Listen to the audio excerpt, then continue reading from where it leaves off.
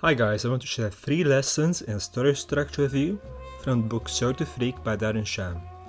Cirque du Freak is the first book in a saga spanning 12 books. It has been published in 33 different countries and there has even been a film release in 2009. As usual, the book is a superior version. Being so successful, I have decided to learn from it to improve my own writing. Let's take it apart and see what we notice in the story structure. It should be no surprise to see the hero's journey structure. Say what you will, but it is a structure that has been successful many times. We're going to look at how the author accomplished each step, how he changed up certain things. We first meet our protagonist, Darren Shan, who is about 11 to 12 years old. He is at school, in the bathroom. We also meet his best friend Steve, who wants him to get out and play football with him. 4 pages later, we already have a first glimpse of our call to adventure. One of his friends has gotten his hands on a flyer for a freak show. We go into stage 3, refusal of the call. This usually means that the hero is afraid or is reluctant to go to the adventure. However, the author here decides to change it up a little. A refusal can also be external. We see this when the teacher takes the invitation from them. Steve has to convince the teacher to give it to him by lying. He says he's going to put it up on his wall and gets it back. The next reason they can't go is because the entry price is too high. The group of friends put all of their money together. Steve even decides to steal some from his mother. When one of them goes out to buy the tickets, he returns with bad news. The seller only sells 2 tickets per flyer. We are at stage 4, where we usually have a mentor to help overcome stage 3.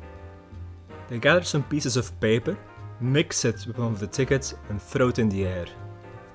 Darren hears an inner voice that helps him reach out at the right moment and grab the tickets. However, Darren can't go into the adventure before finding a way to pass the threshold guardians. In this case, he has to find a way to get past his parents, who will never approve of such an adventure.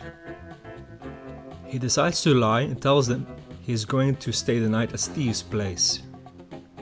He arrives with Steve at the freak show. They watch the show when the man comes up to the stage with the spider. Darren is fascinated by the spider and decides he needs to have it.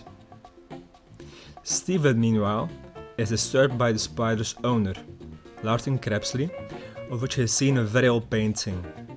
After the show, he confronts the man and tells him he knows he is a vampire and he wants to become one as well. Mr. Krebsley the vampire bites him, but refuses to go through with it, telling Steve he isn't a good person and doesn't deserve to be a vampire. In the meanwhile, Darren was in hiding and heard the conversation. One early morning, Darren sneaks out of the house and steals the spider. Having overcome his fear, he gets his reward of playing with the spider. Everything is going well until he shows Steve the spider. In stage 10, we see the consequences of facing the villain. Steve gets bitten by the spider and lands in a coma. In anger, Darren throws the spider out of the window, only to be caught by the vampire who's watching him. In the hospital, they tell him Steve can't be treated, without knowing what poison they are dealing with. His sister saw what happened and threatens Darren that she's going to the police if Steve doesn't get better soon. Darren meets with the vampire and asks him for an antidote. The vampire makes him a deal. He will give Darren the antidote, but he has to become a vampire in return.